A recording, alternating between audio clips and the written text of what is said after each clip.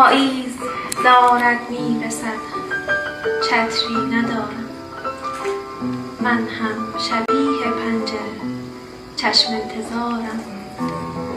جای قدم‌های دوتایی زیر باران غم‌های خود را دانه دانه می‌شمارم. من قایقی بی مقصد و بی سرنشینم، خود را به دست باد و طوفان می سپارم. تنهاییم را قاب کردم روی دیوار، یادم بماند یک رفیق پایه دارم.